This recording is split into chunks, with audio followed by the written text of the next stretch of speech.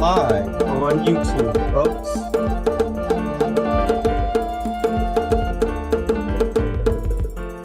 Tasha, are you? Yes. Let me know Yes. when you're ready to bring them in. Ready. Okay. I'm putting it on. I'm putting mine on speaker view anyway. I will bring them in and then start the recording.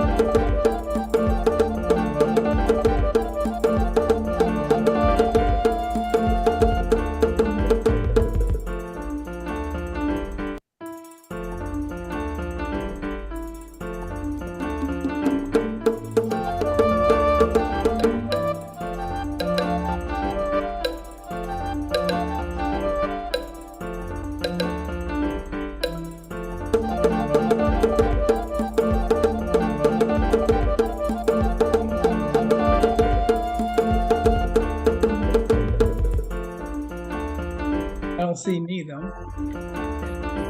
There's the Stella thing, yeah.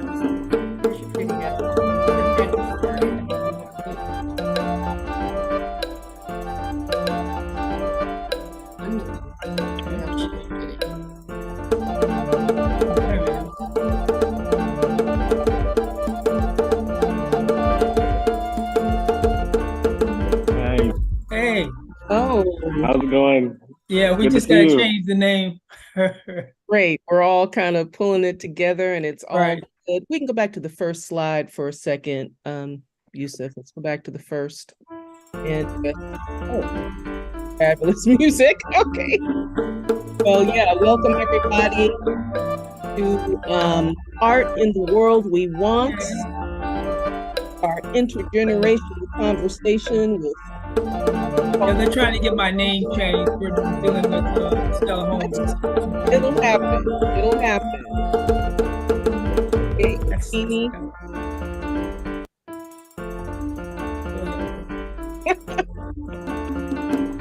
I can rename you. Modern tech.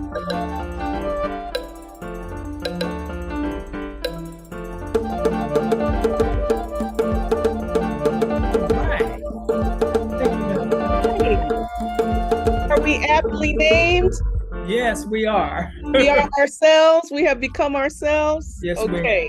Wonderful. Yeah, there we Thank go. you so much for coming on in. Love having you with us in the room. Long anticipated. We've been looking forward to this for a minute. Yeah. Welcome to our little salon, our little virtual salon collective. And let's go to the next slide.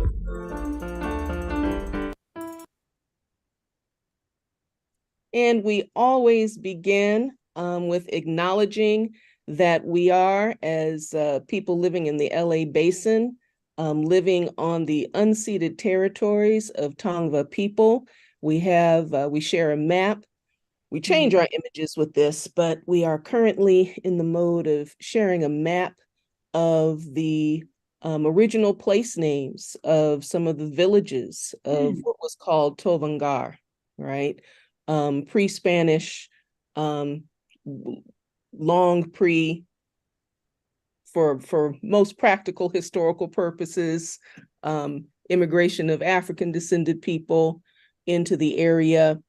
And, this is land that has been occupied, that has been taken by grift, by grift, by cheat, by violence, by the magic of invisibility.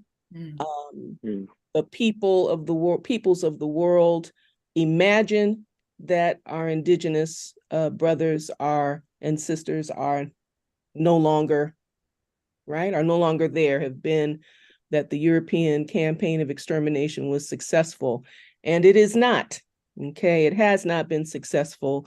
And we walk in the right light and know where our feet are planted, and certainly take our opportunity to visibilize the people on whose lands we do our work for personal and group liberation. Slide, we can go forward. Thank you. Okay. So we are so happily getting into the waters of our exploration, creating the world we want, which has been a 2-year journey through Neely Fuller's mode of sorting the world into categories of human activity. And we come upon his final category, entertainment, which we have remodeled, refashioned, arts and culture, media, right? Looking at these worlds in particular.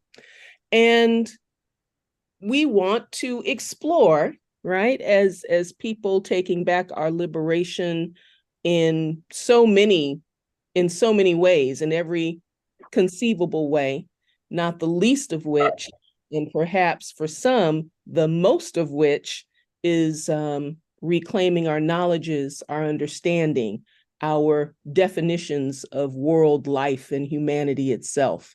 And so we want to pose the question, art for the sake of, right? We're familiar with this language, art for art's sake, okay? Art for the sake of. And so we're going to open with a quote from a poet, academic of indigenous cultures, and Yusuf, you can add any other attributes that go with Gloria Anzaldúa. And we decided to use her quote as we were grappling with how to express this thing, because, no need to invent the wheel and re-articulate what has been articulated. And her quote takes us to the heart of the matter. Western cultures have behaved differently toward works of art than do tribal cultures. The sacrifices, quote unquote, Western cultures make are in housing their artworks in the best structures designed by the best architects, and in servicing them with insurance, guards to protect them, conservators to maintain them, specialists to mount and display them, and the educated upper class to view them. Tribal cultures keep artworks in honored and sacred places in the home and elsewhere. They attend them by making sacrifices of blood, goat or chicken, libations of wine. They bathe, feed, and clothe them. Their work, the works, are not treated just as objects, but also as persons. The witness, quote unquote, is a participant in the enactment of the work in a ritual and not a member of the privileged classes. So Anzaldúa's quote and comment, her observation, goes to the heart of so many matters, goes to the heart of colonialism and how, goes to the heart of colonialism, goes to the heart of how we define categories of living in not only a Western, but a modern lens, how we, view what we're doing here on Earth and how we're being in society through the lens of modernity, right? Which separates our aesthetic products as a category of specialized endeavor, as has been said, for the privileged, okay? Those who are privileged in an imagined scarcity of talent, imagined scarcity of intellect, imagined scarcity of vision, along with all other imagined scarcities, right, in the capitalist frame.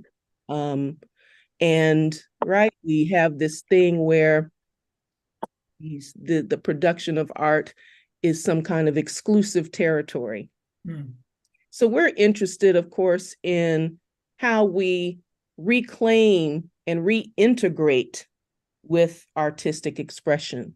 And we're interested in how you as artists and as Black artists view this process and view these dynamics and view these issues.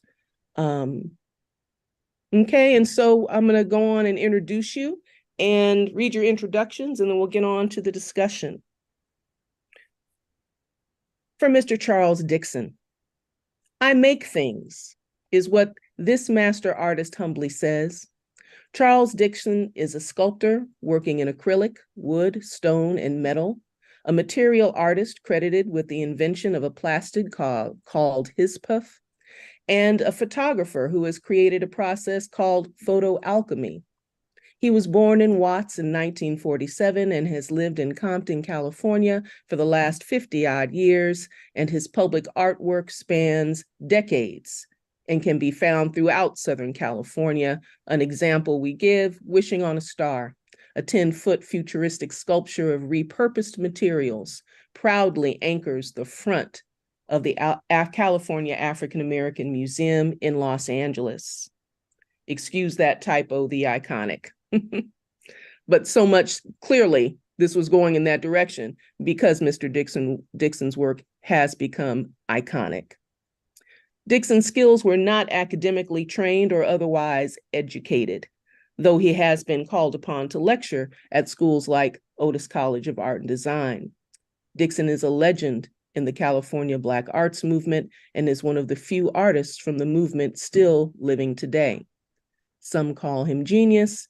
Dickson calls himself divinely inspired. Dickson's sculpture for the Destination Crenshaw project, scheduled to be unveiled in Los Angeles, California, in the spring of 2023, is by far his largest public art statement, titled Car Culture.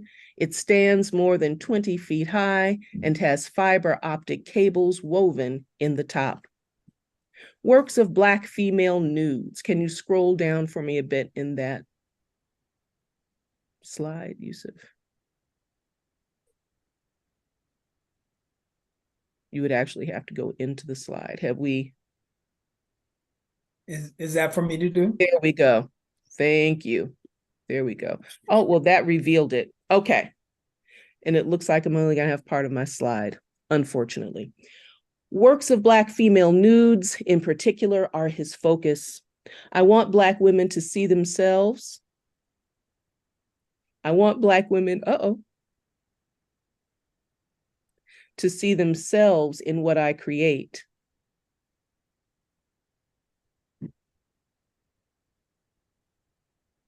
That's very important to me. They are your mother, sister, aunt, daughter. They are not sexualized or politicized. They are independent, authentic, and real. African Americans' influence, strength, and creative genius inform my work, which is rooted in ancient African figures from Sinufo artisans. I have always used them, and I cannot see the rest of the quote. And so Yeah, it is what it is. Yes. Okay.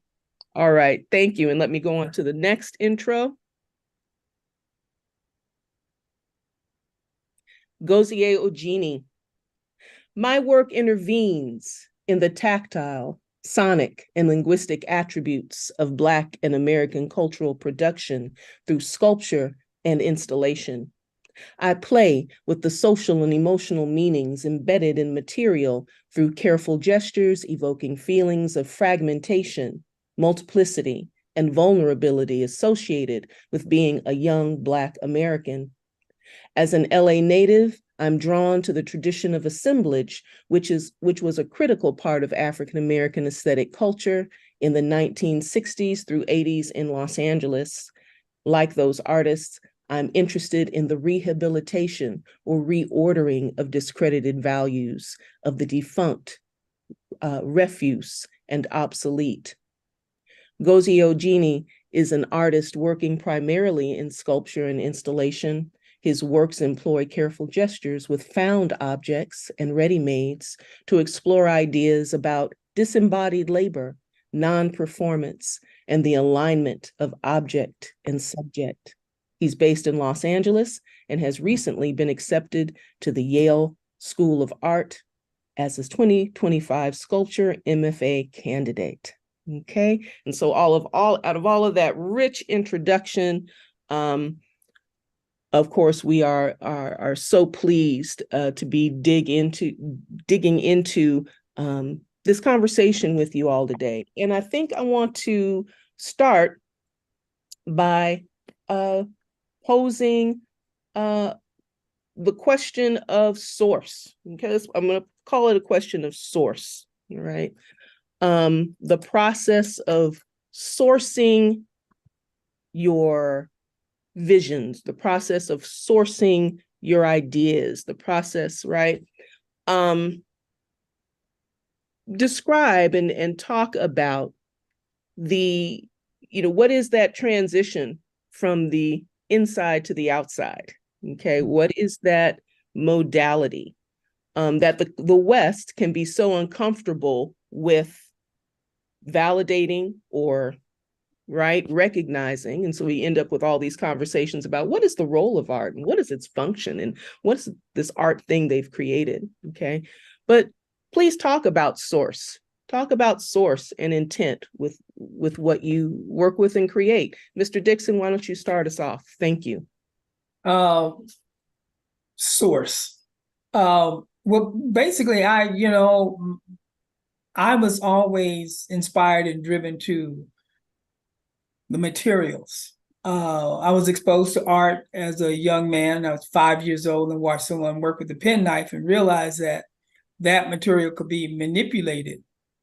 The idea of carving forms out of it beyond a penknife or a toy took place some years after.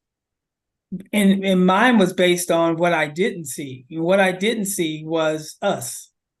I didn't see us in the framework of museums, and I didn't see us in the frameworks and galleries that I was exposed to when I was in grade school. And even after I started to see body forms, I didn't see the African American female form at all. So I was driven to work with models at a very early age, at the age of 18, and of these renewed models, of course. And in doing so, realized that there was a variety of forms that were unspoken about. And it brought me into my history as a Black man in America. I soon realized that I wasn't actually producing series of things, but actually being guided by divine order and realizing that I was a conduit to produce things that would enrich and empower my community at a whole. I didn't go to art school. I had an opportunity to do that when I was in high school, and I went to various schools, Chenard and Otis and Long Beach State, all those things. And instead of me going to all my classes, they asked me to go to those universities. But again, I didn't see those images. And it ended up that the source was something echoing through my mind all the time. I grew up with make your people proud. That was the motivational structure to my craftsmanship, how I wanted to empower my community to love themselves and to know that they were part of the rich history of this of their culture. When I was coming up, you didn't see a lot of Black art at all. So I dedicated myself in projecting those images, and the materials were, I fell in love with everything that could be manipulated with a tool or a trowel or even painted. Photography was something that I was brought into because I was doing drawings and trying to be a camera, and that wasn't the expression that I was trying to document. So, I mean, my source is, again, a very divine, directional thing that comes to me, and I just follow what's brought to me. It just sounds kind of abstract, but in fact, I'll start something and I'll start a project, and I may start 5 projects at one time. But and I wonder, why am I proceeding to do something that at one point I did a piece. I carved a piece in acrylic called DNA out of it was a 6-foot sculpture, very, very detailed. The first time I ever wrote any words in my work at all. My question to myself and spirit that's guiding me was, why am I doing this thing that's only 4 by 4 inches square, and with all this detail and all this information, and it's crystal clear, and can people see it, and what is this about? And it ends up that the writings and the way I polished them off ended up being something that actually humbled you to look at what was there. It wasn't something that you could immediately see, but something that you would have to come back to and observe and study. That's kind of like where, on the other hand, I may envision, I'm working with cars, so I may envision a car, but I envision the car with a friend of mine's name, John Otterbridge, because he was instrumental in being one of my mentors, as well as a very good friend in collecting cars and doing things like that. So I'm all over the place with where I draw my information. But I've done a study on Black women for 50 years, and I've finally gotten the recipe developed to where I can present them in life size and wood. So that's where you'll find me within the coming year. I'll be doing that, and also my HISPUF. I spent You know what? I'm gonna kind of isolate it there, because we're gonna dig into that as we. Good. Oh, okay. We definitely want to talk about what you've brought in as a material artist. Okay. To be said now. Thank you. Gozie, source, that translation. Yes. Right. Can you can hear me? Everything's good? Yes, I can hear you. Okay, yes. Good. I really like this question, because source is really important to me, and like I'm kind of interested in like it being, like if you're asking me what the source of my the objects are, or the source of my my intuition, or the source of my how I come to do something with the material. But I really like the idea of, I'm really into found objects, and with what comes with objects is all of this baggage, everything that its historical significance, how it was made, bumping up against the systems that are at play at the moment of its origin, and along the way, as people hold on to things, as they touch things, as they use them and then discard them. So the source of things is really important to how it kind of I'm always negotiating how I'm going to approach or use a material or work with the material due to its source. And sometimes I'm even trying my best to divorce an object from its source, which sometimes feels really feels impossible sometimes. And then there's the source of my which I really like how, Charles, how you put this divine inspiration, because my only other word for it would be intuition, or trusting yourself, and trusting that there's something of a filter through you, or something that is working, that informs your decision. And I'm always trying to pinpoint that, I'm always trying to think about why, what is this thing that people ask me to trust all the time? And should I be skeptical of it, or should I question it, or should I just go along with it? And I don't know, it's so source is, it feels like a really poignant way to start this conversation too. Great. Great. It's very interesting to me, right? As you said, whether you want to call it intuition or this thing or this, right? The way um the language we use is kind of bereft of a lexicon to describe the what we might otherwise call the spiritual realm, the non-material realm, right? Immaterial reality. And it shows up with very much with the lack of a lexicon, and also with this, this kind of uncomfortable relationship that even, contemporary culture has a place for artistic expression, right? It's kind of, again, part of this conversation, categorized it as something, what is the word? Again, exclusive, some materially exclusive, which is kind of like the new sacred, if it's something is in top shelf, we put it on the top shelf, we put it in the, what is it called? The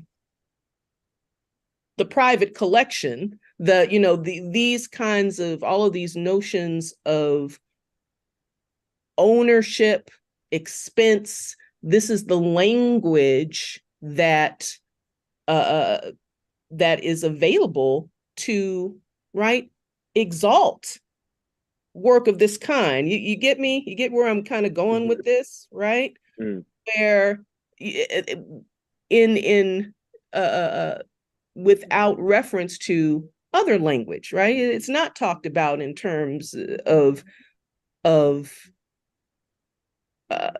in a way that validates some kind of even non-material source that is channeling through, right? Because it doesn't have that capacity. I feel like the best it can do is make it expensive, make it exclusive, make it make these products the privy, of the elite, the privy of the elite, where also it is expected that talent, what is called talent, artistic talent, right? Prodigious talent, these sort of things is also something that is confiscated, where found or seen or what have you, confiscated and roped into elite spaces, right? Economic and socially elite spaces. So yeah, going maybe a little further into that and talking about these issues of access, which is one of the things that we wanted to get to. Whereas, Mr. Dickson, you have not, you are you're an intuitively trained craftsman, right? And you have gone forward listening to that voice. Ojini, I dare say, Ojini, what am I calling you? Ojini Gozie? Okay. You said Gozie. Yeah. Okay. Gozie, I dare say, as your work with your craft began as a child, right? You started developing your craft, your processes, so it's also an intuitive process, though you've linked into institutions, and certainly now you're, at, and excuse our front door, this is very kitchen table. Excuse the noise. I don't hear it. Okay, great. Are looped into one of the more prestigious, globally speaking, places for people to practice craft and talk craft and learn craft and all of that. What are the limits of the institution, of these institutions, in your experience, Mr. Dickson, in your estimation, Gozie, to support and help to cultivate the Black voice? For instance, Mr. Dickson, you said earlier, you went to some of these institutions, and part of what you were inspired by was what you didn't see, right? Right. The Right. the lack of presence of. Had you followed those forms, perhaps you would have not been able to make create this kind of iconic legacy, that you have. So again, this question is, what are the limits of these institutions to educate Black voice? Well, Go ahead. first of all, when I was in high school, and I divorced myself from the art department because they wouldn't let me carve wood. So I found myself in another portion of doing craft, by the way, in this time and age is a cuss word in regards to projecting one's crafts or one's skills. Now, when I went to Otis in a scholarship forum, I had a chance to speak to Charles White, and we had coffee and lunch. And he asked me why was I going to come to Otis, and I said I wanted to be an artist. And he corrected me right away and said, "That's not why you come here. You don't come to Otis to be an artist." Says, you can be an artist working in your garage or under a tree and doing but being true to yourself. And at the same time, I had the privilege of meeting Danny Johnson. And Danny Johnson said, go to Chenard's and learn the politics of art. And I got a scholarship to Chenard's, but I had done some study about sign painting. I ended up not going, but I did go to see what they were doing in their graduation projects that they were working on. And one of the guys was working in wood. He had a 4x4 beam, and it was rounding off the corners, and that was it. So that was in an age when things were being very minimalistic, you could say. But I took Charles White's cue, and when I graduated, I found myself in my living room after I left home, and I said, "Okay, I'm here to make art." And I called it art at that time because that was the only definition I had for it. And I'm not an academia person. I speak very simply. I'm very basic, in my approach. And so amazingly, today, that same piece that I did back then, the Children's Institute in Watts bought that piece, which I was very surprised. I sold it to someone, and then they sold it to them. So that's like a full circle to me of understanding my creative intent in my decisions that I made. I actually had a chance to teach at Otis, and they said, "Well, Charles, you don't have a master's." And I said, "Well, okay." He said, "But your work is great and this and that, but we don't know how the people will react to you doing that." And I said, "Fine." And then eventually it got down to where the people that I was teaching ended up going to Otis. And then I became a satellite teacher of Otis through that individual. So, but access and Danny Johnson, the politics of art, I learned that 35 years after I left. And the politics is that there's a camaraderie to the people that you meet. They become the gallery owners, they become the art curators, the museum curators, et cetera, and on. And so you're part of a movement in that case. I found my nook and cranny in public art because I could sign up for it, show what I could do, and then I had learned processes that were in aerospace. So I used all that kind of talent and ability to get into those little cubby holes of institution. The access is still tight, but I see the need of expression and that creativity is from Blacks is even stronger than ever. We've been in the basement for a long time. And I mean, I remember the first show that we had, Cecil Ferguson was working at LACMA, and he started a show where the Black LA artists had a chance to have a show in that museum. We were in the basement. It was a great show. So when I had a chance to meet really fine, incredible artist Frank Cummings, along with a tremendous all the LA artists were basically there. We showed with David Hammond and everybody. But the thing is that those doors, unless there's someone in those halls to open those doors, we don't get in. We haven't gotten in. So I congratulate the young man in being part of the academia understanding and being able to deal with that and to manipulate it. My student was able to interpret at Otis when she went there and got a scholarship. And as a matter of fact, one of my projects, the Green Line Metro Rail project, Renee Petropoulos was the professor there, and she let her in. And she said, because she knew me, and she said, "Oh yeah, I know Charles. I worked with him on Metro." So the politics of art. She came in.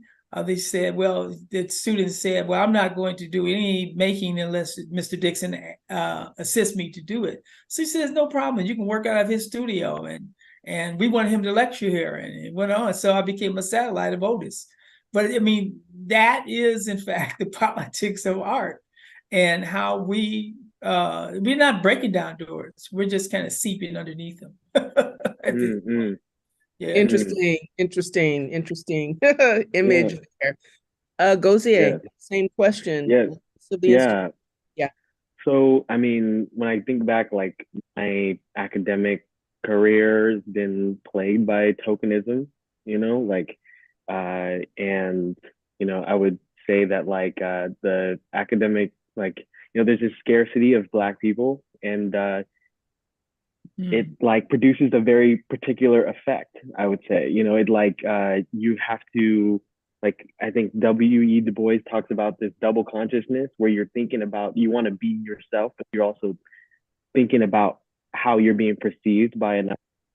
And in that regard, I'm kind of like having to negotiate myself all the time, and negotiate what I say. And I know that like because of my being like maybe one or like one of 5 Black people in the entire school sometimes is like makes it where you are somewhat of a speaker for an entire culture. But I also feel like the Black voice itself is like it's not monolithic. It's diverse. People are even people are different even in a particular culture. And I keep thinking about this, like right now I feel fortunate that like I have, we have 20 people in our cohort here at Yale and in the sculpture, and Black, and it's like the most people and Black people I've been like surrounded by art context in my life, side of like to exhibitions, meeting people, but as far as like active space, and I feel fortunate for that. I would challenge Just a to say second, like, hold your thought. We're having a little bit of breakup. Are you hearing that, Yusuf? Is there anything? Yeah. Can you hear me? I'm not hearing any breakup. I heard some, but go ahead. Yeah, okay. Okay. Okay, yeah, go ahead. If There it goes again. I guess I was. Now I hear it. You're glitching. Yeah. You guys all very clear. Yeah, something's up with your audio. Okay. I can make a recommendation. Oh, wait a minute. I think you're fixing it. Yeah, let me try to. Okay. Can you hear my voice? Yes. Yep, that's Better. clear. Yeah. Cool. Well, I was just gonna say that so I was talking about, yeah, it's like I think this like that, tokenism produces an effect. But I would say that the Black voice, like I've because of that tokenism, that exact thing, I have to like I feel as though I I'm very careful about everything I'm saying and trying to edit like my conversations and I also feel that in some way I wouldn't say the institution has cultivated my voice, but I have had to cultivate my voice because of the effect of the institution. Sure. And we're constantly talking about this amongst ourselves in the department where we're trying to see like how well does the cohort or the faculty like deal with topics of like race and in artwork, and how much can they offer to for me to grow, when you're always telling somebody about your the cultural underpinnings, like you don't ever get to you're the one who's teaching, you're not you don't get to learn and absorb and grow from that. But I think that I mean I would say that you do get to grow from those things, but Sure. I think that it's important to hear from Black people in particular, and I'm learning that and like uh, getting more voices like that in my studio, so that I can feel like my work is resonating with a particular audience. Um, yeah, this is such a really deep question because like you could even like kind of unpack what is the Black voice, like That's well said. huh. Unpack, that's a piece. Right? Okay, right? I like that. Uh-huh.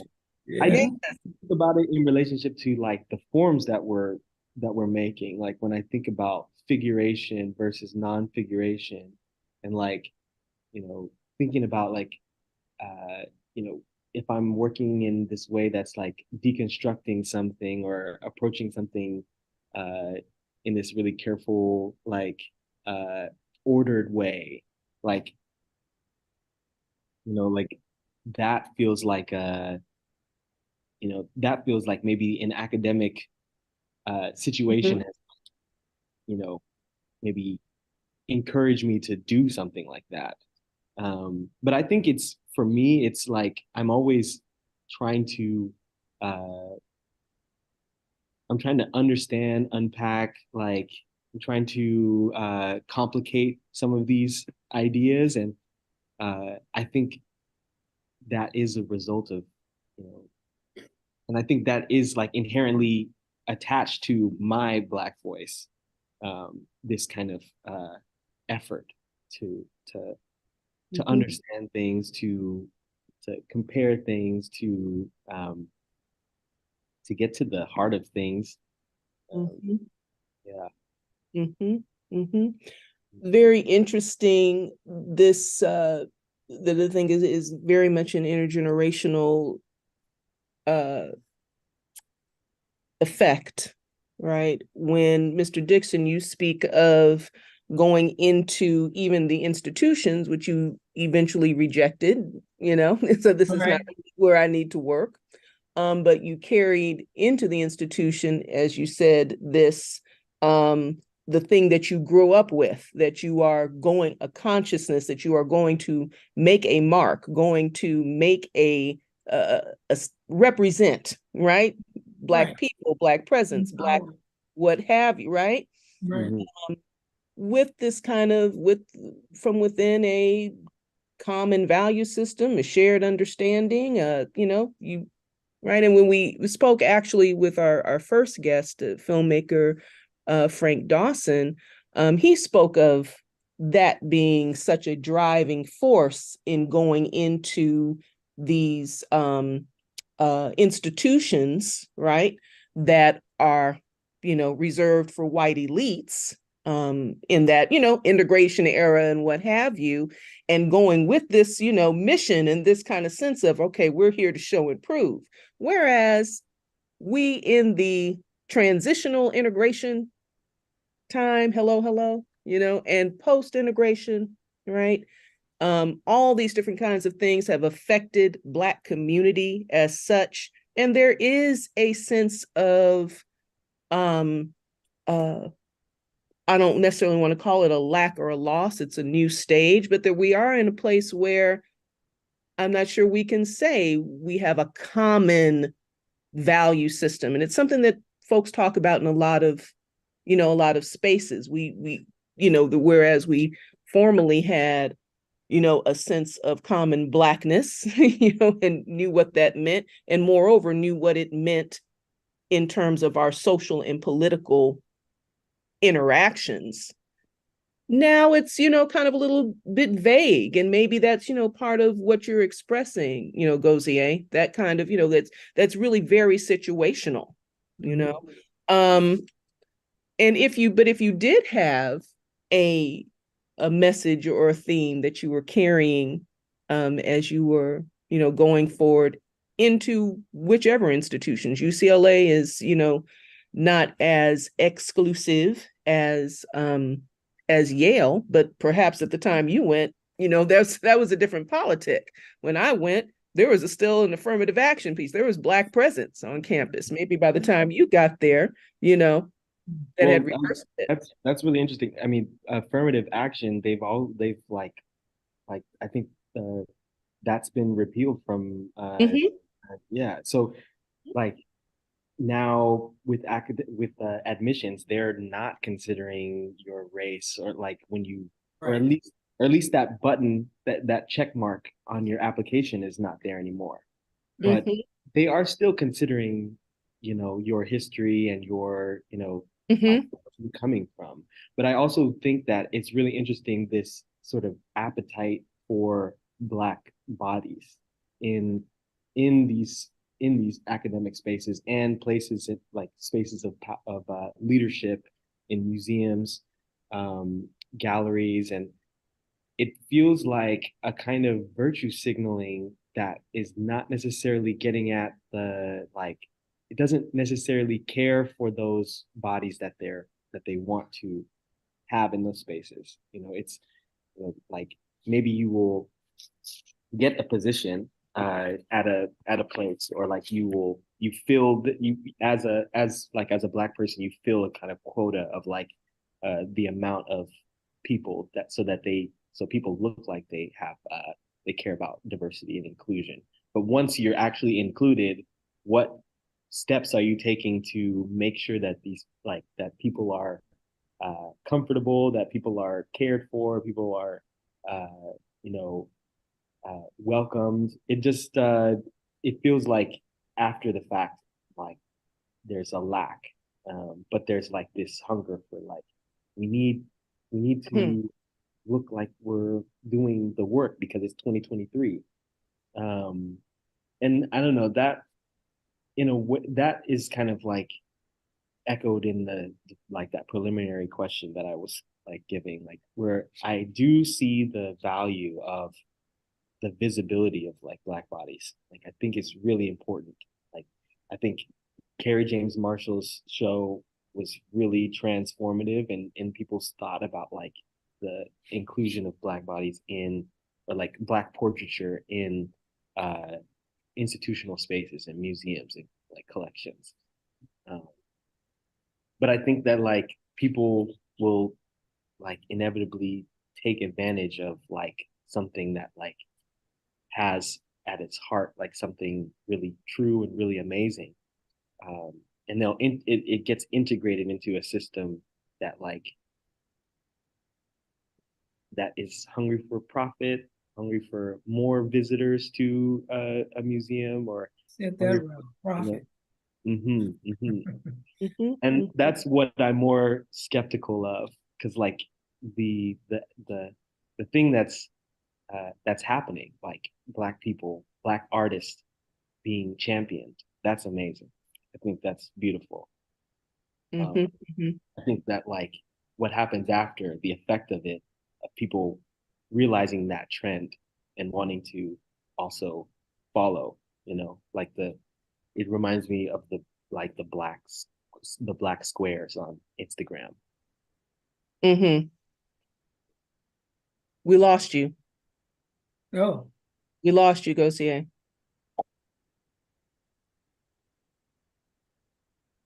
We lost you, Gozie. We can't hear can't you. hear you. You aren't muted. It isn't showing that you're muted, but yeah, your sound is not coming through. Is it better now? You can hear me? Yeah, Yeah, that was you're good. Yeah, back. there you are. Yeah. Yeah. I didn't been back. I've had so many audible issues right now. But yeah, I would like want to open it up because I've been talking a little bit, but yeah, like it's mhm, mhm, mhm. I'm trying to get my train of thought back again. But if anybody wants to jump in, like Well, Well, you know, here. Yeah, go ahead, please, Mr. Dickson. And then I want to look at some of your work and have you guys talk about it a bit. all right. Well, I think, and I feel that you are part of the frontier that's making those intros and also building new institutions. You're able to sit down and deal with the academia where I was not. I mean, I'm just not that individual. There are people like yourself that have the skills and understanding of how to manipulate through it, survive it, and build on it. And that's one of the most important things of your creative self that you're going to be dealing with.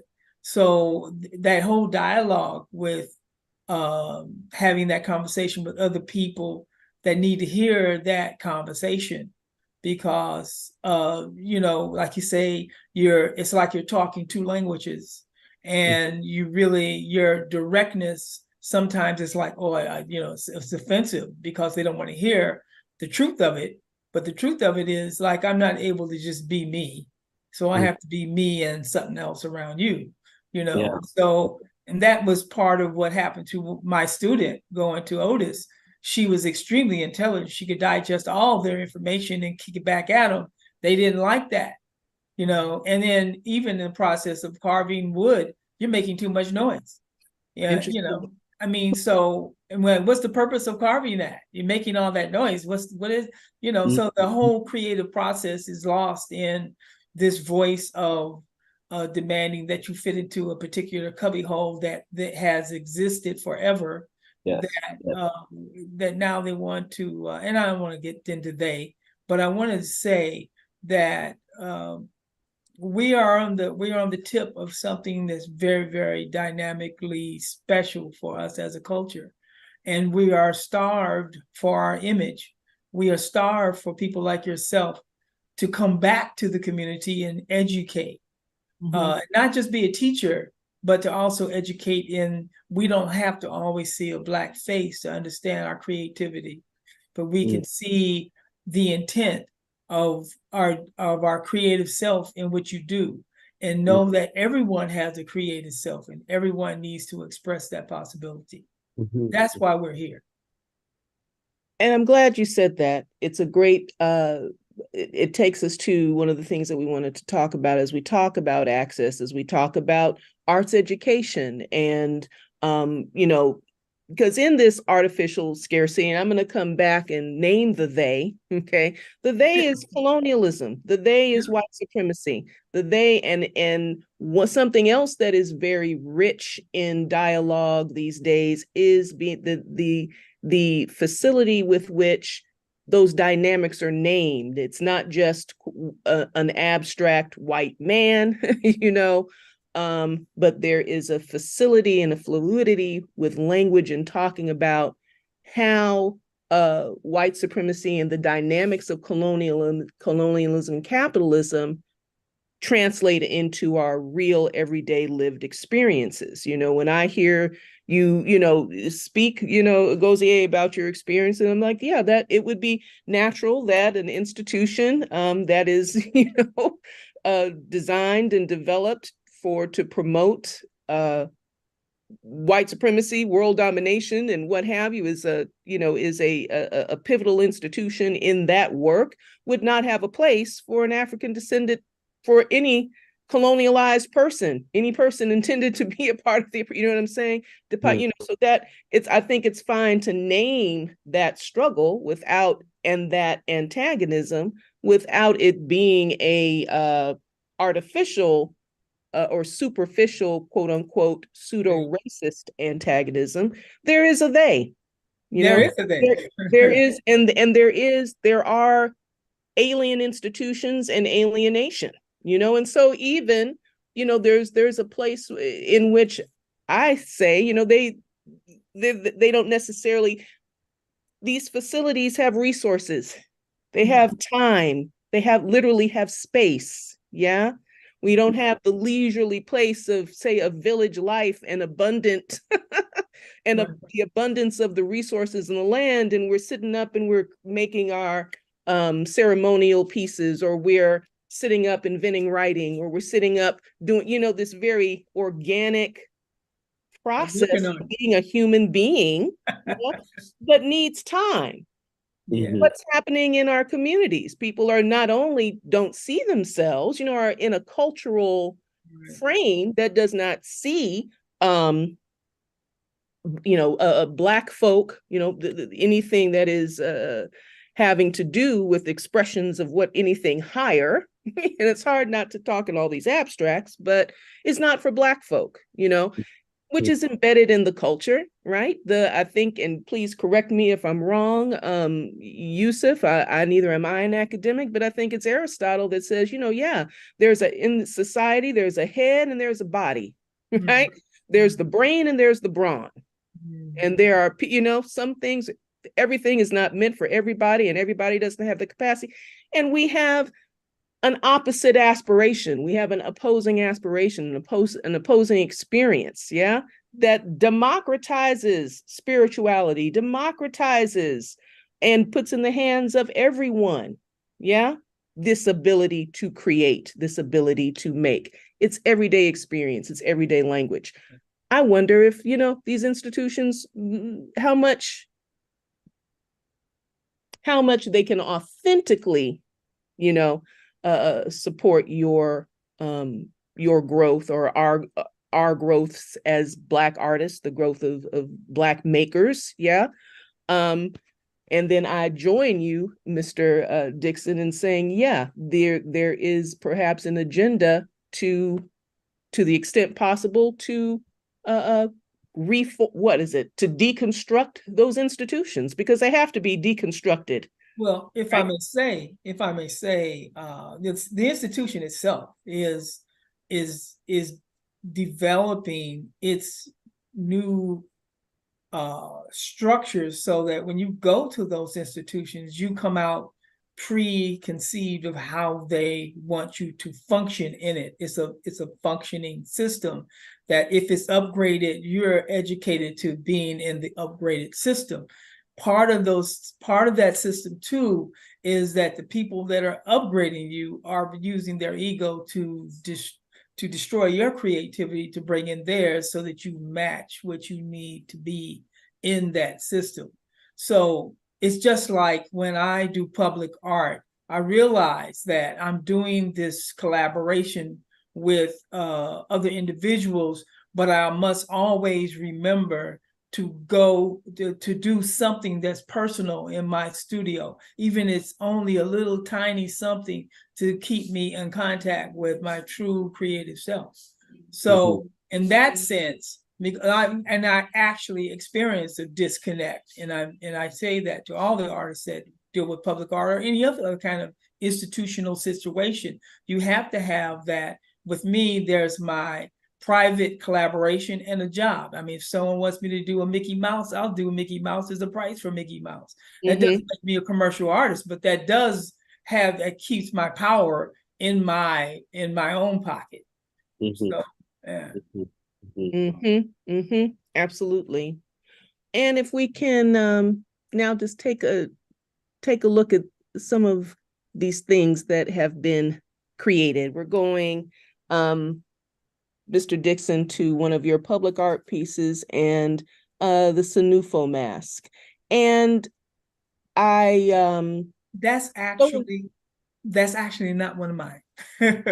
That's a oh, beautiful piece, though. oh no, I didn't think the Sanufo mask was Oh, okay. All right. was your work, but I understand, as you have said, that Sanufo has so informed Yes. your work and your craft and your visioning.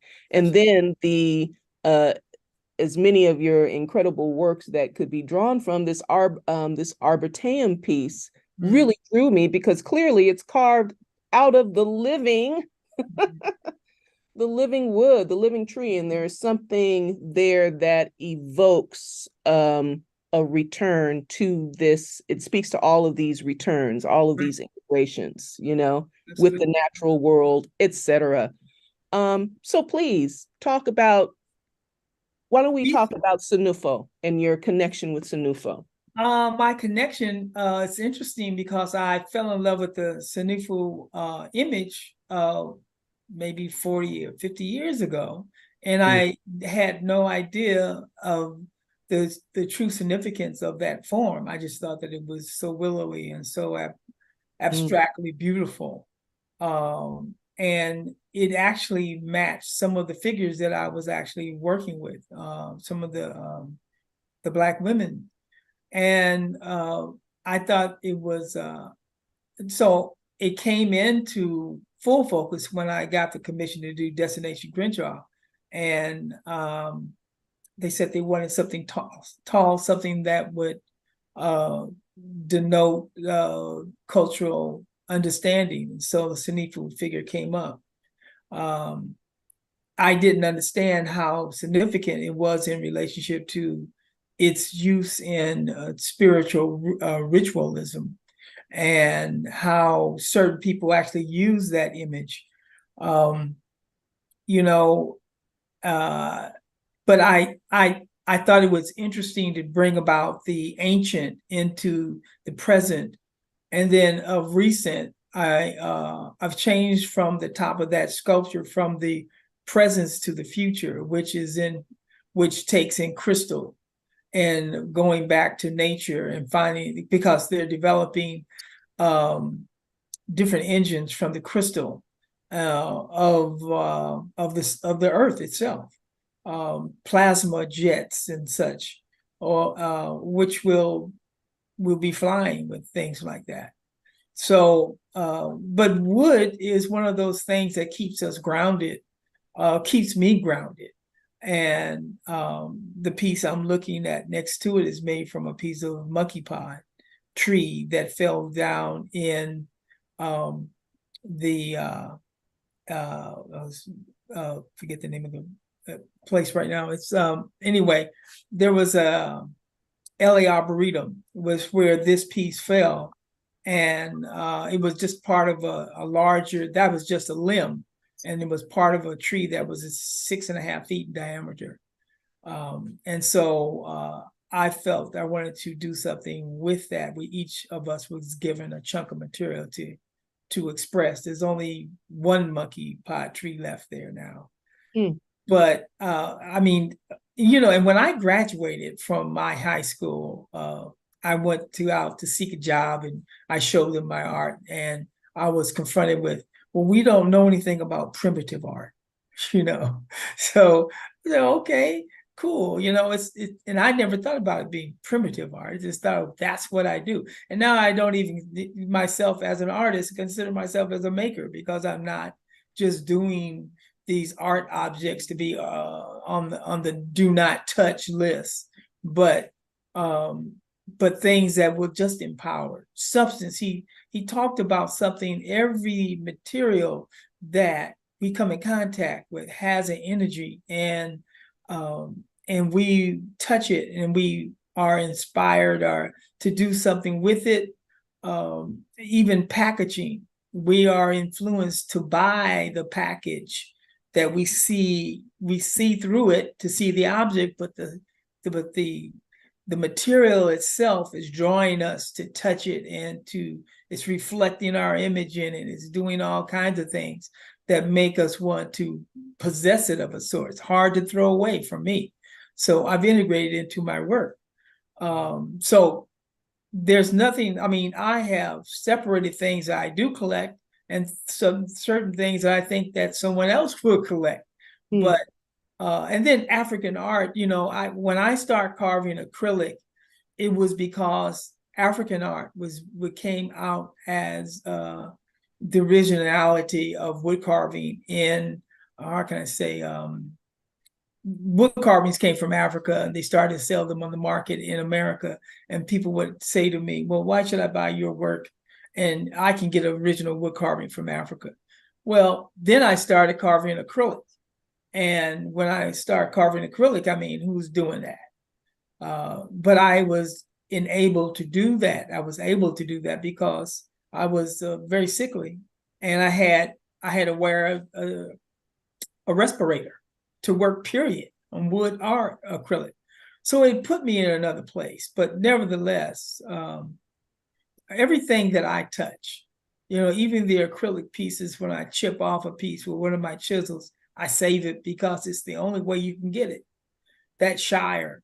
And so I use it as a spiritual vessel in my work. You can see those things. And by the way, we collecting, not just collecting, but the work of the African American aesthetic is based on a utilitarian possibility.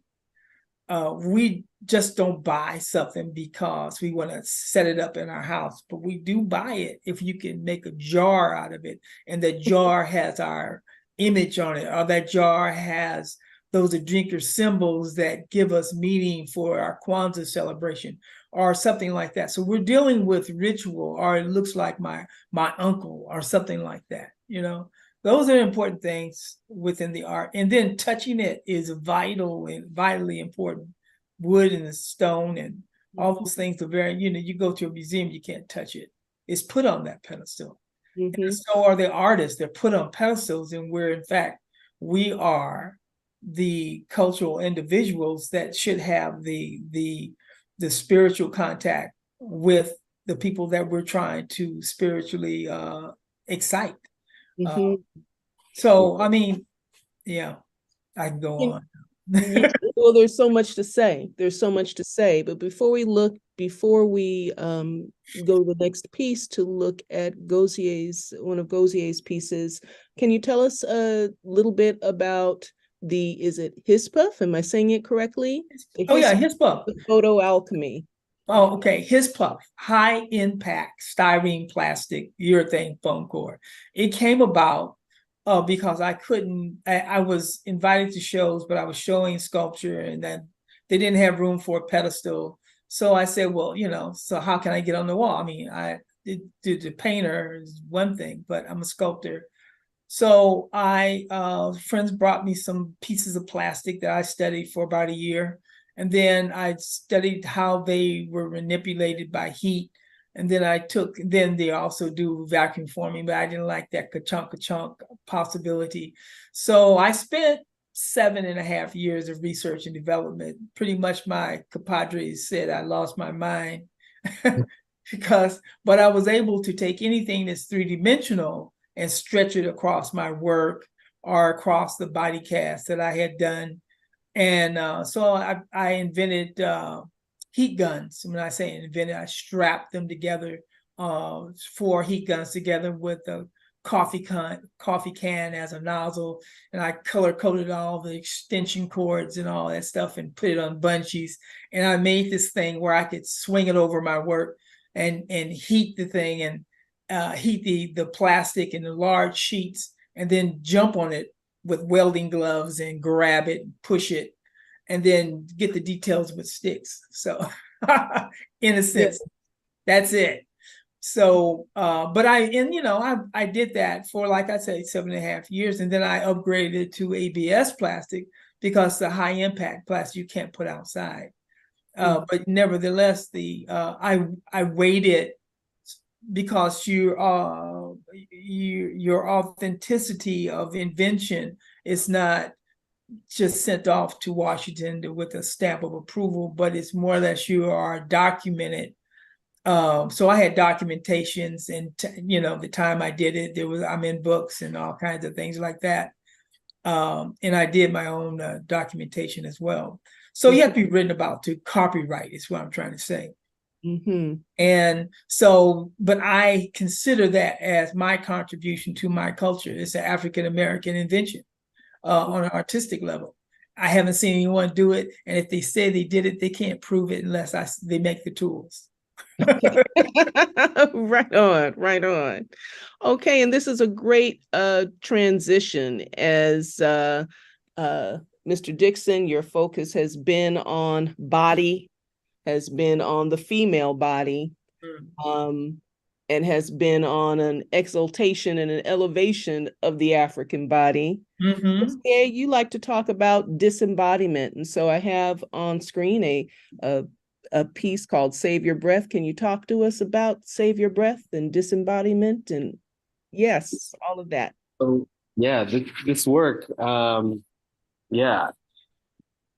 I mean, I'm interested in the form of the trumpet, but also I'm interested in what it evokes, which is like that breath and like thinking about the labor and the system of value that like you have to work hard, you have to sweat, we have to see you sweat for it to be valuable, you know.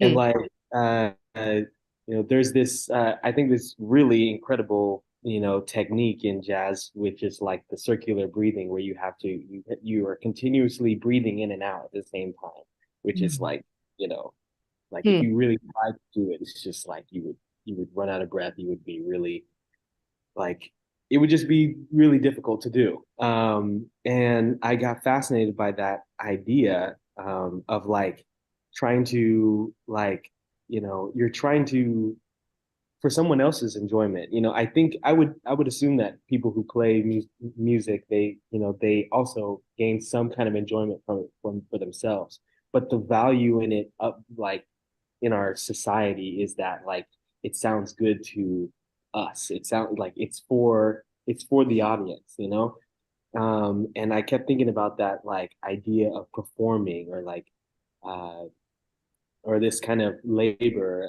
and trying to think about what if the instrument didn't require like actual lungs, or like or Mm-hmm. if the instrument itself resisted being being used or played. And I kind of think there is some kind of like relationship between the object and the body, where it's like you kind of like either think of the body that's absent, or you think of like the trumpet itself as the body that resists or something.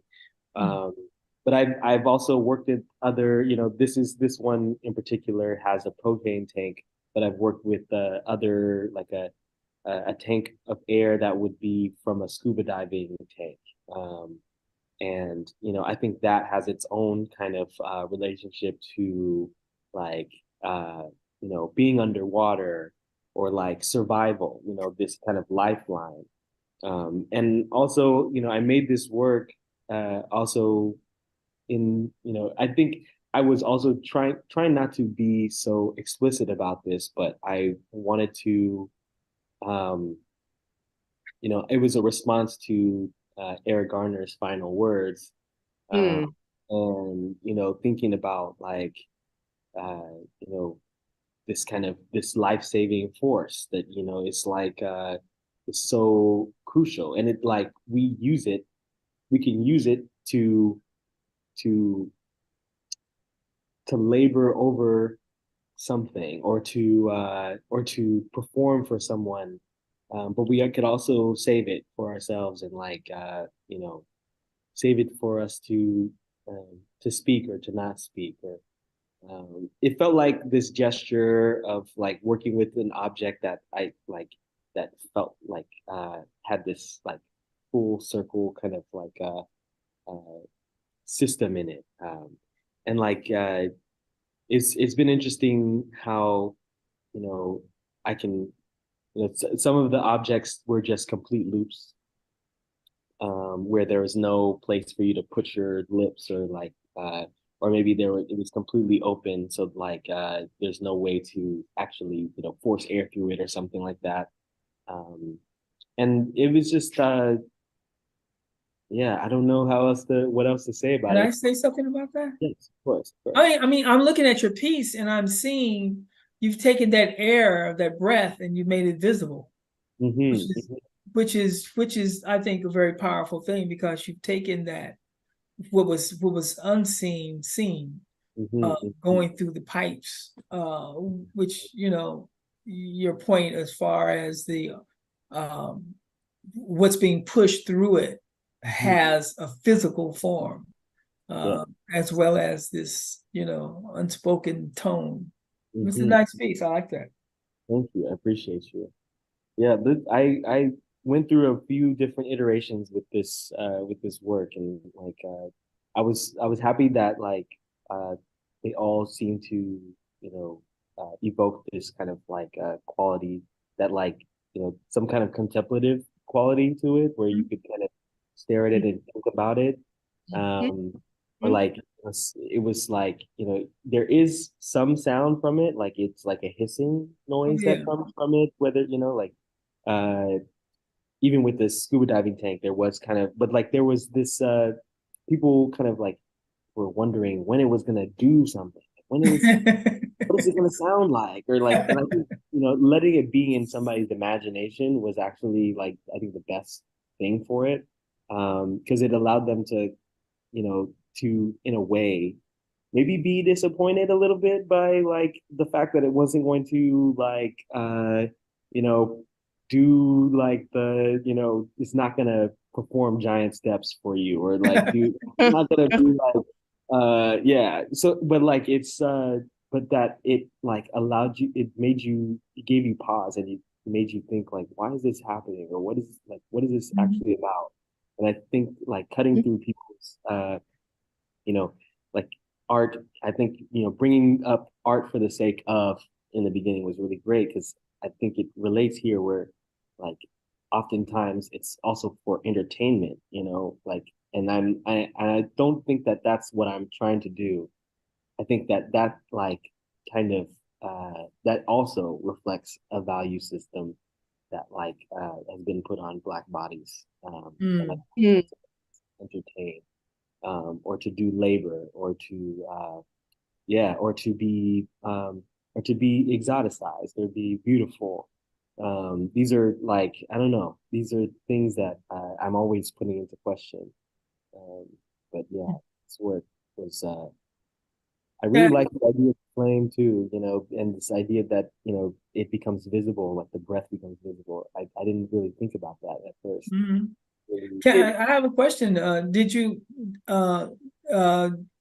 move the horn in that configuration for a particular purpose, or was that the way you found it? Or I did the soldering. I did some manipulation here, and like the other works as well. They kind of, I was thinking about the fact that like these instruments haven't really changed their form in, you know, centuries, Mhm. and how their form is very particular. Like it's like very particular to their sound. right. Thinking about like how certain jazz musicians, another like other techniques are, you know, of circular breathing, but also of people literally bending the trumpet, or like, you know, like Mhm. Mhm. Dizzy Gillespie bending the trumpet, Mhm. or people playing them in a naive way, so that there's this new kind of sound. And I thought that like the idea of manipulating the actual instrument itself, and like that producing something new, was really interesting to me as well.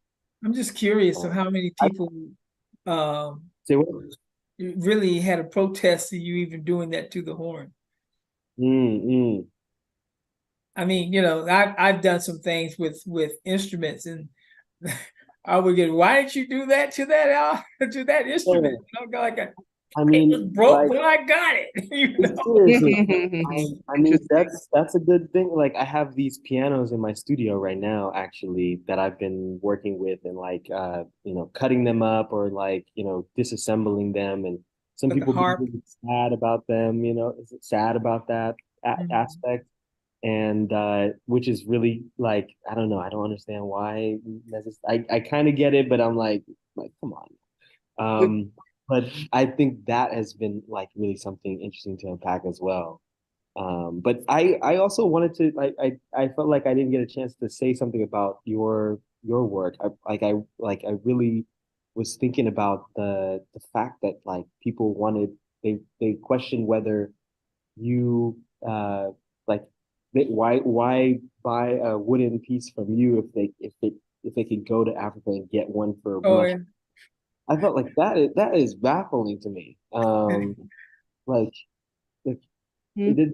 that just makes me that feels like they just don't they're not valuing a contemporary like uh conversation around woodworking. And like I don't know that just I don't know that broke Right. my heart a little bit. Well, But there's always education and creativity.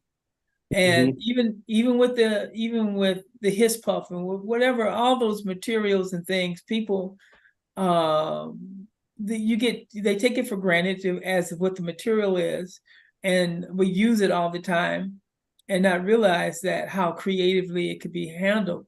So when I could carve the wood like an African, and I still can, and I can, but carving acrylic is just like carving wood. Uh, mhm, it's not known that much, but that is in fact how you manipulate that material. So, but in doing so, it let them see how contemporary and how important it was to support what was in their community, uh, Mhm. and how that was related, and then putting the wood and the acrylic together, making the blend, and mhm. showing like, yes, we are the evolution of this. To This continue. is, but still putting it on a pedestal and all that, and you can't touch it, was never my forte. Mhm, It's interesting. There's an interesting thing going on here. Gozie, speaking to your comment about, oh, let me not lose my train of thought, because this is what I wanted to say in terms of the, why buy yours if I can, get a real African Yeah. mask. yeah. Part of that speaks to our, the it's a cultural, we're participating in this culture of displacing, Mhm. all good things. Like you said, this was with you, Gozie, you said, we're not a monolith, right? But we have a depression of resources and very few categories. Part of that, we don't have our own, the lack of focus in our community, on our community, our lack of valuing ourselves doesn't even let us see our own diversity, That's right. right? So we are only expected and only expect ourselves to produce within a limited range of predefined, right? There's this a predefined categories, predefined items, predefined, right, that are acceptable. We're very heavily catalyzed. That, to me, that statement means we can't see ourselves in a continuum, whereas other groups, and that has everything to do with our experience, in our in the modern world and where we're at. Other groups are endlessly fascinated with what what they think, what they produce, what they make, the history of what they think, produce, and make, and resourcing themselves to continue to proliferate, right? Looking how much of this, can be brought to the foreground, right? Hence, you have an MFA program at a Yale Institute, right? At prestigious universities. You have, right, these endowments for cultivating, you know, cultivating that diversity, however, whatever strictures are there. And when I say diversity, I'm not talking about the racial diversity and whatnot, just talking about the expectation of wealth, the expectation of a wealth of talent, the expectation of, right, coming from a society, Right. so we don't see ourselves as as continuing to produce and is continuing to make these things. There's one thing that I wanted to actually, before we begin to wrap up, Gozie, for you to talk about, and I didn't have time to put it on the slide, but we can go back to your biopic to talk about this, and I believe it would be properly called an installation. But this piece, so how would you name it? Your saltwater. Yeah, I ended up calling it Currents. And I was thinking about like the current of a water, of something rolling, moving. I was also thinking about like a current, like something like now, like something that's also happening now. So something that's like moving, but also that's also like still here.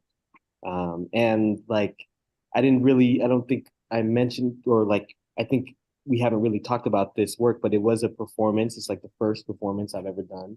It was in Chicago. And I don't know, I don't really know if I really like performance just yet. Like this was really great.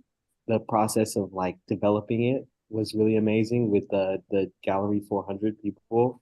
Um, uh, but I was kind of really skeptical of like again like putting myself there, and like having my body performing for other people. But I like the idea with the work, which was like this sweat that I produced without, I made it by finding the ratios of like the chemicals that are sweat, like lactic acid or um, what else is in there? There's like different salts, um, and but mostly they're all edible. Not mostly, it's entirely edible, um, and it really does taste like sweat.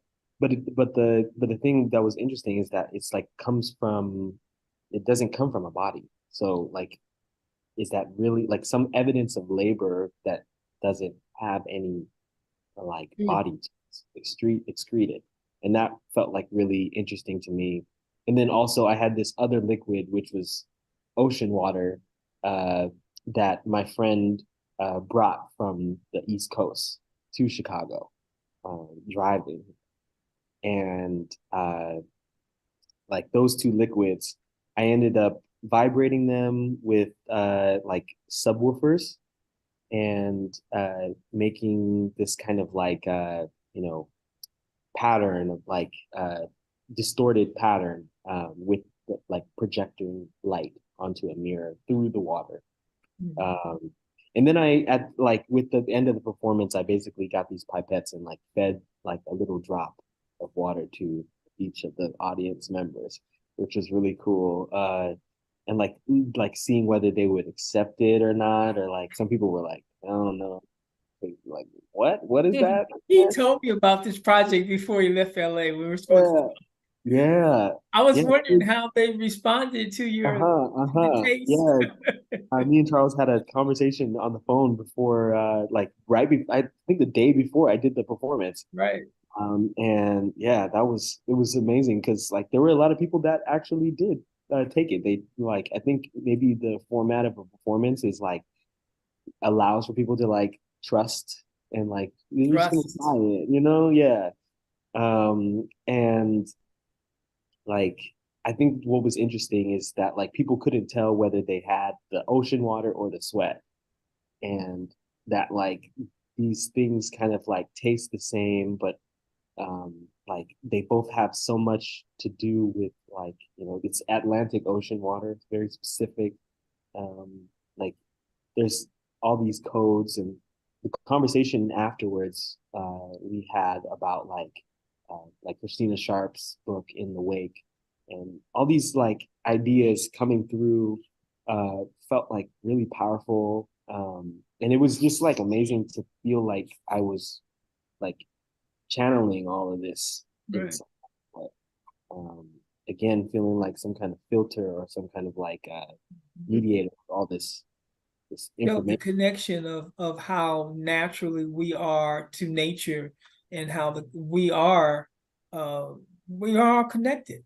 The Mhm. sea and the ocean and all that. Yeah. And Yes. on that fabulous note, since Mhm. we are at time and actually a minute over, a minute or two over, I'm gonna ask you, or part of that, part of the excerpt that we didn't read from the Art for What Sake passage at the beginning, the writer goes on to talk about shamanism, right? Goes on to talk about shamanism and the artist as shaman. And a discussion that we had as we were preparing to come into the interview was actually the roots of the word artist. Very simple, right? To make, to prepare, this to make, so however it has escaped and become all of these other kinds of distended, disintegrated, hierarchical and captured meanings, the fundamental thing that the Greeks and the Romans meant was to make, right? So I'm going to ask you as we wrap up, to take a minute to give your definition, okay, of what you do. I'm not going to use the A word. What is it that you do, and what is it doing for the community of living beings of which you are a part? Go for it, Uh, baby. yeah. All right. I would say I feel like I'm a filter. I feel like I'm some kind of like I'm channeling this knowledge. I'm trying to pass it on in a way that is meaningful. I'm trying to I'm working with materials and histories and people's aspirations and emotions as well, and trying to find a place for all that to be held. And it feels really difficult, and feels like um, that I don't know if I'm always successful with it. I'm like, there's things get lost, or get that fall. But I think that it is an effort to just to hold things, to touch things, um, to move things. And I do think that it's a very physical thing. It's a very three-dimensional, space oriented thing. Um, I think that you could be a writer, or you could be like a speaker, or there's so many ways to do that same thing. But I know that for me it's with materials, it's with objects, and it's with the physical world. You have a name for it? And if you don't have a name for it, you have some things that you might capture all of that? Oh man, that's hard. The That's term, hard. that's too hard to contemplate. That's all right. It's like Maybe you come up with maybe something. we could have more conversation and Yeah, as you work it. Yeah. Mr. Dickson, the same question. What do you name what you do?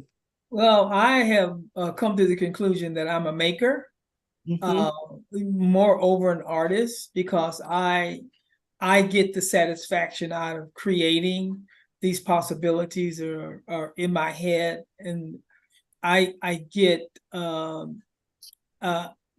as a maker, these objects stimulate a spiritual consciousness of understanding that brings about the conversation of spirituality to other people. So that, I mean, the question that I get all the time about, the answer is that, oh, I'm not an artist, but it brings about the conversation about we all are creative spirits, and we all are doing our creative self, providing we accept that we are that. and that we can make and do our gifts, our multifaceted self. And that, it seems to be the most important thing, the bridge work of communication. I think that it's just very important that we have great self-esteem and empowerment to each other. And my art form is just basically that, or let's call it the making of objects, is basically to have that conversation. Wonderful. Wonderful. If there's anything, Yusuf or Mila, that you have to add, to comment on, please feel free.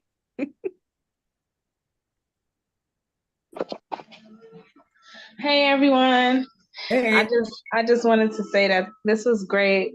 I love the kind of intergenerational perspective that was brought, and also kind of like the cross academic part, how Dickson said that he didn't really do the college thing, and then Ojini he did, and we're gonna go. And I just think that is great. And I kind of wanted to just bring up the part. I think, Tasha, you asked a question about like in academia and these kind of like, these white, like kind of high power places. They like, not to use this word, but like you can kind of feel like squish, like it's like a squish kind of feeling, like, oh my goodness. Like, I know what I'm doing here. I know I got here. I'm very capable.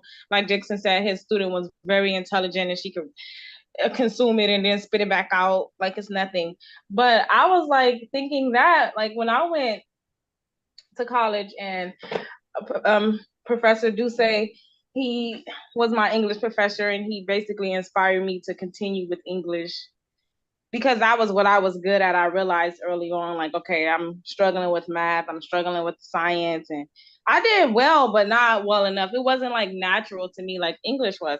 So then I met Professor, and I was like, wow, everything is great. I love it. So I'm just gonna go get a degree for this. And so when I got to, I transferred. I went to Santa Monica for X amount of years, and then I transferred to UC Santa Barbara. And I got there, right? And I just know I'm the stuff. I just know I could write a mean essay. I know I can make connections, and I can just put it together really, really well. And so I got there and I started doing my essays and turning my assignments in. And I'm just like, ain't no way I got a B or I got a C, or I'm barely getting it. Am I missing connections? And I just felt like they weren't seeing me the way that I saw me, or the way that the people who seen me in my previous educational space at SMC, like my other professors, like they didn't. I'm like, what is missing? Like, it's like, what is the disconnection? And so I will always go to office hours and speak with them, and but I was just like, I just wanted to like kind of point that out, that I love what you guys are doing, and I just love the work. I love art. I'm just very happy to finally come, because I'm always busy on our interview days. So this was great. great. I also feel really honored to be, in company with y'all. It's like with this. Especially, I really think the intergenerational thing is important. Yeah, just like, yeah, it's also really refreshing, like, Right. I think we realize that we're coming from different perspectives, but we also are very similar. Mm-hmm. Well, Yusuf, you have any? Oh, I'm sorry. Go ahead, Gozie. No, that's Have a benediction? Well, yeah, I have a question. And I just want to echo what Tasha and Mila are saying. This has just been an incredible conversation. And just so grateful to both of you. And yes, absolutely love the intergenerational character of it. But I have this question, because this series, has been called, and we have been trying to focus on, right, the world where we want, right? And the conversation has primarily been looking at the world as it is. And Mhm. so I'm wondering, how do you see your work, this area of human endeavor, these creative endeavors, in the more just world that we are in the process of creating, that sort of major work of art that we are doing with other folks all around the world, creating a more just world.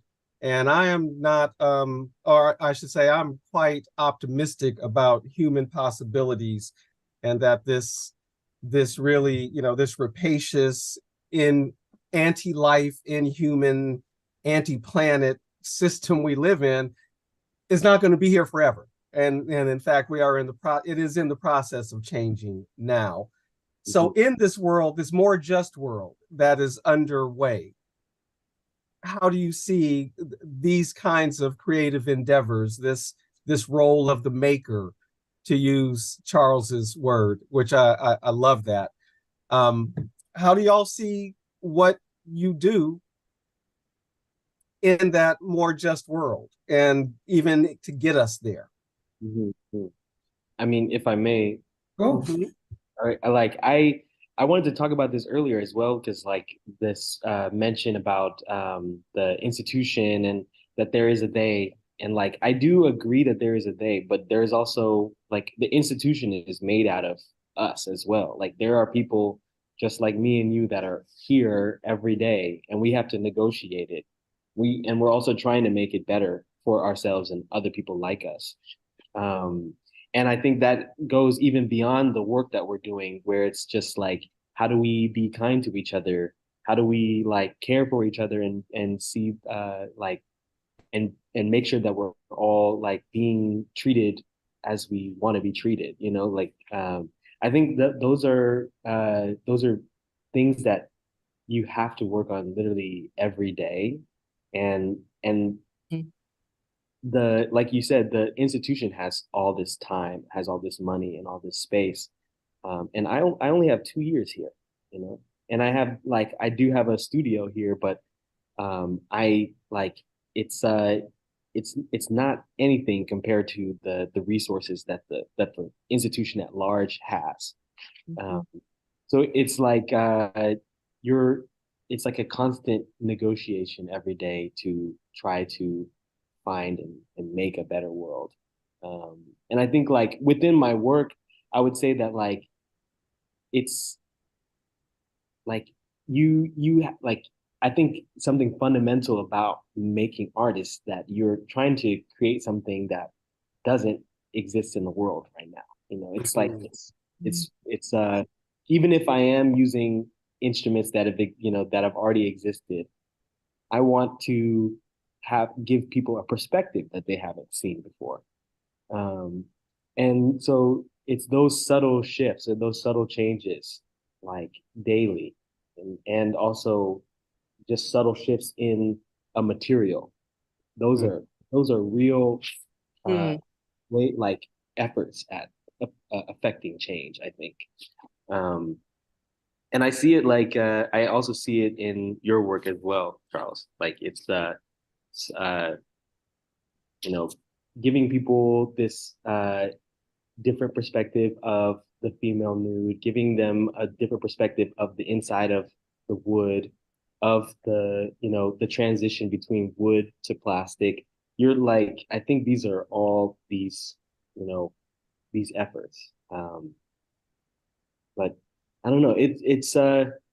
I think it's also similar to the word artist. To be able to call yourself an artist every day, you have to work at it. You have to like prove every time. Mhm. And Yeah. yeah. Well, I guess my comment to what you requested was, um, I uh, I can like the whole process of making for me, and for I think for anyone that I come in contact with, and as a better place. I'm in a position right now to where I want to share the information that I've gathered for 60 some years and pass it on to whoever is willing to listen and take it. I'm not asking you to take my philosophy, but I'm sharing with you the language of this creative process, so that you pick and choose which part. Like you said, you took those horns, those parts, and you opened them up, and you soldered that. There's a process to that. There's a process to welding. There's a process to carving. There's this process in which, even with found objects, to understand that the power within something never really leaves that to appreciate the earth that we stand on. I tell people to appreciate the dust on my work because it documents where it is. Yeah. So I think that is one very important thing that I would like to share and carry on. I mean, institution, I would like to create the Charles Dickson Institute for Fine Art and redefine fine art as what it is. Right on. In my own understanding, and where I'm not making it into something where you have to. I would love to express John Outerbridge, up here for who were my compadres in my growth, and let them understand. You know them, but at the same time, you're not required to do and understand their whole history, but find your history in who you are and what you do. This is the most important thing. We are flesh, but we are also spirituality. And the conversation of creativity is about the unseen. And I'm about that. I don't know about everyone, but I'm about that at this point in my life, because what I have is a God-given talent. And and what I do is driven by that drive. I mean, when I don't create, I'm almost punished with not doing that, because of what I have is something that has to be pushed on or be put into the public's eye, so they understand that everything is precious around them. The communication that we have with each other, with the other, is precious in listening to each other and finding out the quality that we have. Empowering our culture. I empower my culture with the images that I make of them. I'm trying to break down that middle passage and bring together that language so that everyone understands, including the person that enslaved us, to understand that this is who we are. You can build these halls of whatever, but you got to come back to me to understand what the truth is about that. Right. Wonderful. Thank you. Did you have something? No, that was it, right? I just wanted to ask that question. And again, thank you both. Tasha, thank you. Thank you. Shall I share screen again? This has been absolutely marvelous, much anticipated. We were so excited for it, and clearly it could have been a 2-hour conversation. We thought that it was going to be an hour and a half. We thought maybe it'll even be an hour. Shoot, we got stuff to talk about. All right. So that's all good, and we look forward to the next time. We were going to look forward to I look forward to that. Keep pumping that breath out, brother. Yes. All right. I love it. Wow. Amazing. Ashe. Okay. I think again our audio on the last slide cut off. It did. I'm not sure why, but we're no longer live. We are live. We have been live on YouTube, and so we want to say to YouTube world out there, thank you for joining us. No, please like, subscribe, and share. Sure. And we will see you next time we'll see you tomorrow. Right? Right on. We will be Same back time. tomorrow Another... at 2:00. All right. Thank you. What are we doing tomorrow, Tasha?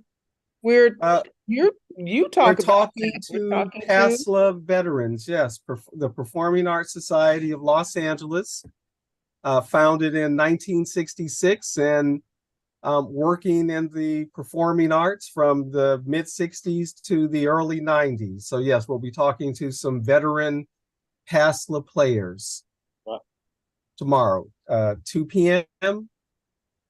check us out again live on YouTube, Joko Collective Channel. Right on. There we go. Thank you. Thank Thank you. you. Bye. Bye-bye. I'm going to stop the share, and there I will